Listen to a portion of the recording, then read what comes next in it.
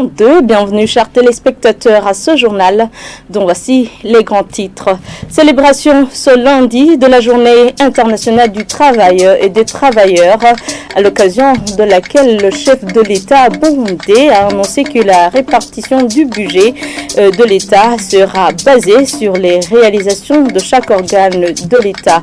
Même son de cloche du côté du président de l'Assemblée nationale qui a présidé ces cérémonies à Bujumbura.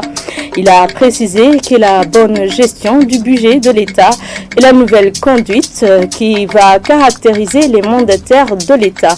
Et quant à la population, elle demande la hausse des salaires à l'occasion toujours de cette journée.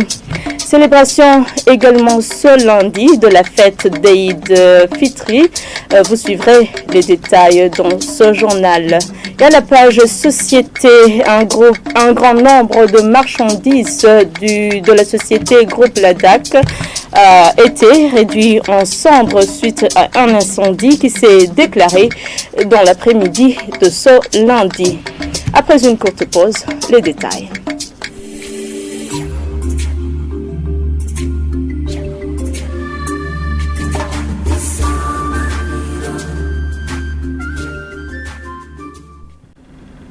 Bienvenue encore une fois. Le président de la République du Burundi, Evariste Ndayishimiye, annonce que la répartition du budget de l'État sera basée sur les réalisations de chaque organe étatique.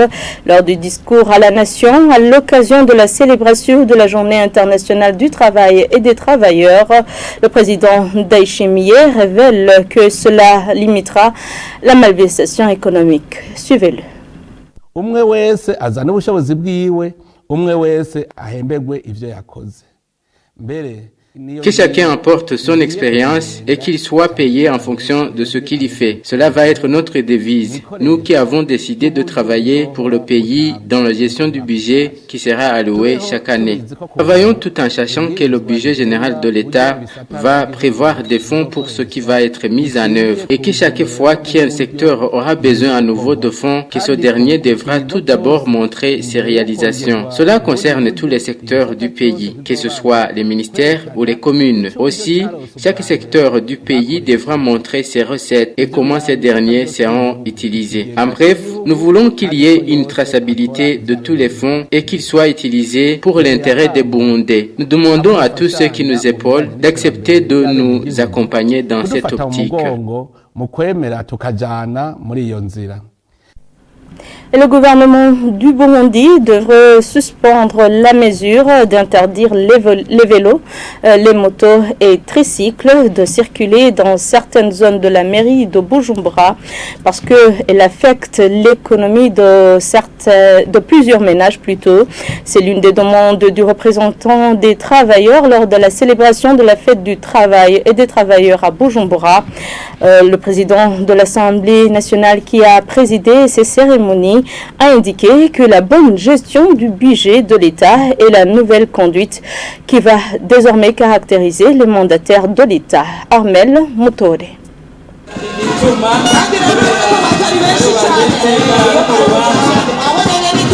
Dans ces cérémonies de célébration de la Journée internationale du travail et des travailleurs ce lundi en mairie de Bujumbura, le représentant des travailleurs apprécie les efforts du gouvernement pour asseoir un dialogue social dans le monde du travail, tout en appréciant notamment la récente réforme des retraites. Il a profité de l'occasion pour plaider en faveur de la suspension de la mesure d'interdire la circulation des vélos, motos et tricycles dans certaines zones de la mairie de Bujumbura parce que, dit-il, elle affecte l'économie de plusieurs ménages. La mesure d'interdire les vélos, les motos et tuk-tuk d'accès à certaines zones de la mairie de Bujumbura a eu des conséquences sur les finances des transporteurs et certaines personnes. Nous demandons que cette mesure soit suspendue et que soient organisées des discussions pour l'intérêt de tous.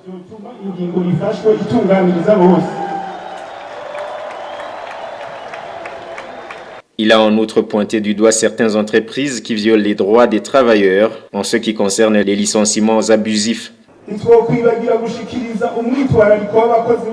N'oublions pas de transmettre les préoccupations des employés de certaines entreprises qui ont pris la mauvaise habitude de licencier abusivement les employés sous contrat et de les remplacer par d'autres qui sont payés de bas salaires. C'est la sous-traitance.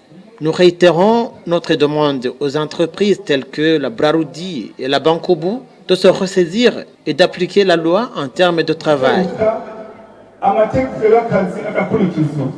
L'État devrait, selon toujours son représentant des travailleurs, veiller à la protection des représentants syndicaux. Le président de l'Assemblée nationale, quant à lui, a indiqué que la balance commerciale déficitaire au Burundi est à l'origine de la dévalorisation de la monnaie nationale et d'appeler les Burundais à être plus productifs et à ne pas être découragés par les moments difficiles que le monde traverse à cause de la guerre en Ukraine et des conséquences liées au Covid-19.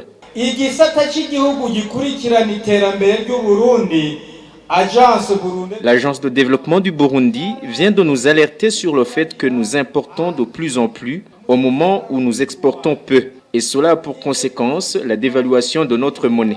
Si nous ne travaillons pas beaucoup et ne soyons pas plus productifs, nous allons subir de néfastes conséquences.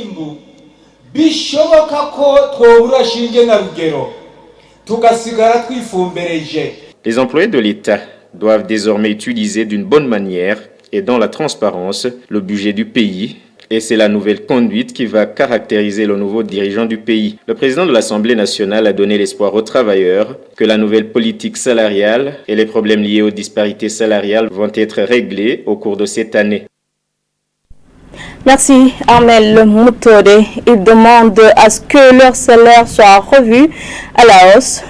Ce sont certains des travailleurs qui se sont entretenus avec la télévision Isanganiro en mairie de Bujumbura à l'occasion de la célébration de la journée internationale de la fête du travail et des travailleurs. Ils disent que le travail existe mais que la vie est devenue très chère. Suivez-les. Aujourd'hui, nous célébrons la journée internationale du travail et des travailleurs. Mais si tu regardes, le travail ne se trouve pas à un niveau satisfaisant.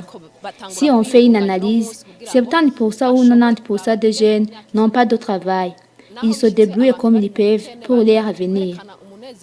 Même si la plupart des gens n'ont pas de travail et ne sont pas stables financièrement, ils ont quand même répondu présent.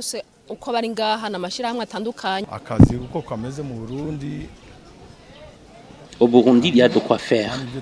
Le problème, c'est le manque de carburant qui perturbe les activités, alors que le salaire reste statique au moment où les prix des différents produits ont flambé. Il y a du travail, l'État devrait rehausser le salaire. Aujourd'hui, comme c'est la journée internationale du travail et des travailleurs, nous les travailleurs, nous sommes satisfaits puisque nous sommes au travail, mais la vie est très chère. Les produits de première nécessité ont augmenté, mais le salaire n'a pas augmenté. Nous demandons à l'État, si possible, de regarder si on peut un peu rehausser le salaire pour que nous puissions être capables de satisfaire à nos besoins. Je dirais que d'une manière générale, le travail au Burundi est un peu très bien fait, mais en ce qui est des conditions des travailleurs, je dirais qu'il devrait y avoir une amélioration quelque part, parce que ces derniers temps, nous observons une flambée des prix, surtout des produits de première nécessité, ce qui pousse les travailleurs dans des difficultés de vivre. Et ça, les travailleurs se retrouvent dans une situation vraiment très difficile parce que les salaires ne sont pas vraiment parallèles au prix des produits. Alors, je pense qu'il est grand temps que le gouvernement agisse ou que les décideurs agissent pour que quand même les salaires des travailleurs soient revus à la hausse. Les parents sont appelés à rester auprès de leurs enfants pour leur prodiguer de bons conseils. L'appel a été lancé par le représentant légal de la communauté islamique au Burundi lors de la prière marquant la fête d'Eid Fitri, Cheikh Shabani Ali a appelé tous les musulmans à partager avec tout le monde ce qu'ils ont. Oban Nyonguru.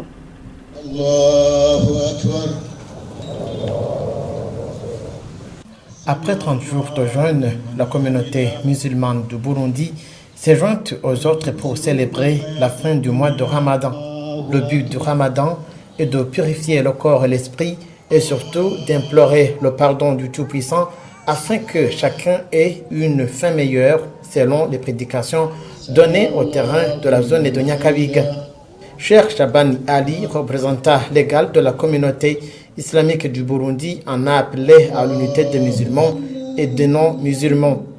Doctorant Proté Ousmane Dagijimana, représentant légal adjoint de la Comibo, rappelle que la fête d'Eid el-Fitri est une fête de joie et de partage. Cette fête de Eid el-Fitri qui vient d'arriver après bien sûr 30 jours de jeûne. Donc j'interpelle la population burundaise de se joindre à la population musulmane. Ceux qui ont eu les choses, de les partager avec ceux qui n'en ont pas eu. Donc aujourd'hui c'est le jour de joie, le jour donc de partage. Les musulmans et les non-musulmans sont supposés aujourd'hui être à l'aise. Proté Ousmane Dagijimana interpelle aux parents de rester toujours aux côtés de leurs enfants en vue de leur donner de bons conseils.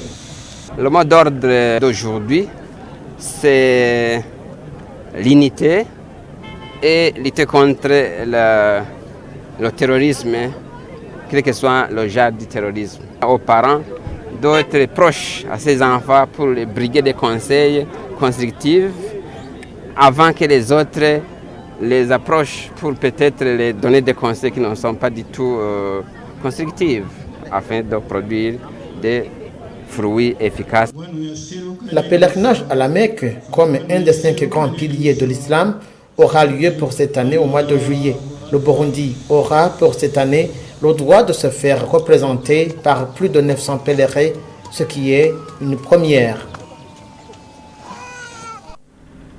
L'administration en mairie de Bujumbura est appelée à faire l'inventaire des personnes qui ont été touchées par les glissements des ravins afin de les intégrer dans les déplacés climatiques. Propos du directeur général de la plateforme de gestion des catastrophes lors de la descente de cette plateforme en mairie de Bujumbura. Anissé Nibaruta a précisé qu'ils ont déjà reçu des terrains pour la prise en compte des victimes avec ceux de Gatumba. Suivez-le. Nous sommes à la recherche de solutions durables pour les déplacés climatiques de la zone de Gatumba dans la commune de Mutimbuzi. Nous avons déjà reçu ou acquis un terrain de 5 hectares dans la province de Rumongue, 5 hectares dans Kabezi, dans la province de Bujumbura, et environ 10 hectares dans la commune de Mubimbi.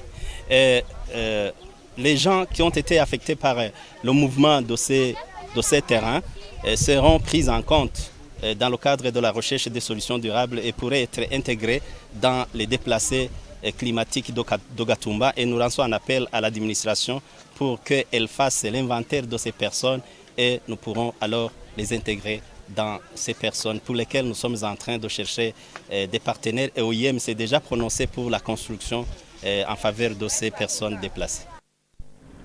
Avant de clore ce journal à la page Société, un entrepôt de la société Groupe Ladac a pris feu dans l'après-midi de ce lundi. Pas mal de leurs marchandises, dont les pneus de voiture, ont été réduits en cendres. C'est un reportage d'Oban Nyonguru. Cet entrepôt de la société Groupe Ladac se situe à l'avenue de la Plage, au quartier asiatique. C'est en bas de la gare routière. Les témoins oculaires qui se sont entretenus avec la télévision Sanganiro disent qu'ils ont vu le feu se répandre un peu avant 15 heures de ce lundi sans en connaître l'origine. Dans l'entrepôt, il y avait des pneus de voiture, des tricycles non encore montés ainsi que d'autres marchandises et matériels de la dite société. Les gens sur place ainsi que le personnel de la société Groupe Ladac sont intervenus pour dégager les marchandises qui n'avaient pas encore été touchées. Néanmoins, le feu n'a pas cédé. Il continuait plutôt à se répandre dans d'autres stocks. Les camions anti-incendie de la police ont également essayé d'éteindre le feu, mais ne parvenaient pas à atteindre certains objets à cause de l'inaccessibilité des stocks. Le feu a été plus ou moins maîtrisé après que les responsables ont autorisé la démolition de certains murs des stocks. Ce feu s'est plutôt activé intensivement plus de 2 heures. Jusqu'à maintenant, la valeur réelle ou estimative des dégâts n'a pas encore été évaluée. Merci Oban Nyonghuru. Et voilà, c'est par ici que prend fin ce journal. Merci à tous de l'avoir suivi. Merci également à l'équipe technique et l'équipe de la rédaction qui m'ont permis de le réaliser. Restez fidèles à la télévision Isanganiro.